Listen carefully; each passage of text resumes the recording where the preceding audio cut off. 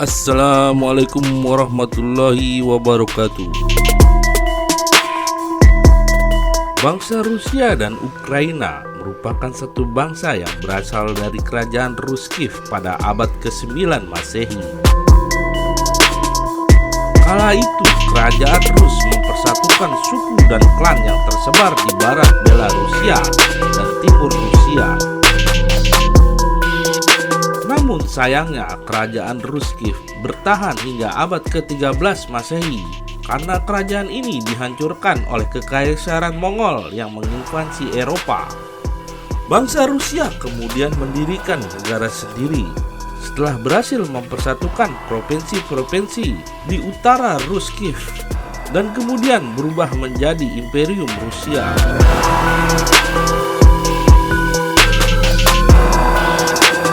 Sementara itu, wilayah Ukraina diokupasi oleh Lituania, kemudian berubah menjadi Persemakmuran Polandia-Lituania.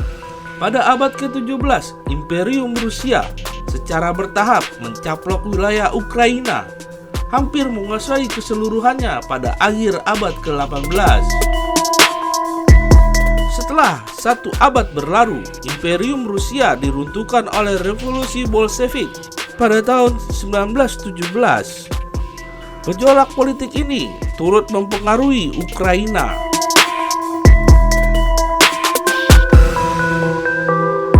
Kemudian Ukraina memproklamasikan kemerdekaan. Namun setelah Uni Soviet berdiri, Bolshevik menyerbu negara ini dan memicu perang saudara. Ukraina akhirnya menjadi bagian Uni Soviet.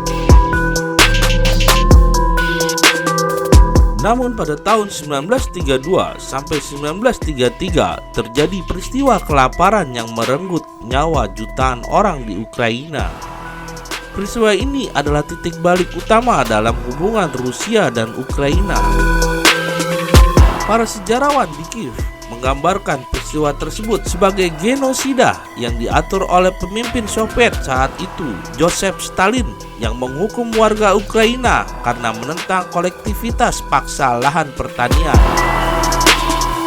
Status Ukraina menjadi wilayah Rusia ini bertahan hingga Uni Soviet bubar pada tahun 1991. Rusia dan Ukraina mulai menjalin hubungan diplomatik pada tanggal 14 Februari 1992. Kemudian, kedua negara ini menandatangani perjanjian persahabatan, kerjasama, dan kemitraan pada tahun 1997. Perselisihan Rusia dan Ukraina mulai mengemuka kembali pada tahun 2000-an, terutama sejak Presiden Viktor Yushchenko menjabat pada tahun 2005. Pemerintahan Yushchenko menjalin hubungan lebih erat dengan Uni Eropa dan berkeinginan bergabung dengan NATO.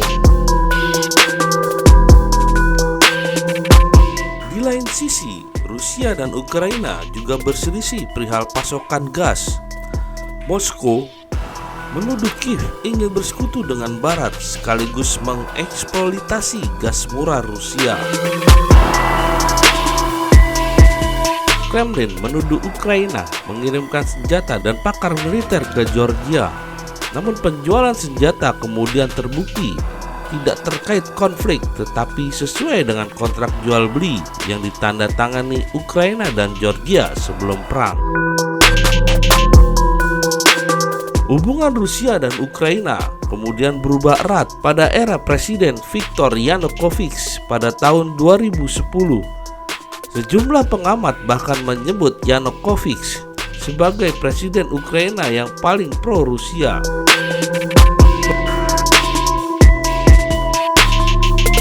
Pemerintahan Yanukovych menyetujui berbagai kerjasama strategis dengan Rusia. Salah satunya adalah menyewakan pangkalan militer untuk Rusia di Sevastopol, kota terbesar di Crimea, sekaligus salah satu pelabuhan terpenting di Laut Hitam. Sebaliknya, Yanukovych membuat hubungan Ukraina dengan Uni Eropa merenggang.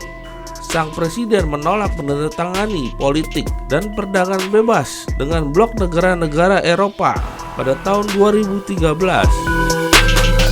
Di dalam negeri, kebijakan Yanukovych disambut protes besar-besaran. Demonstrasi berlangsung selama berbulan-bulan dan memakan korban jiwa.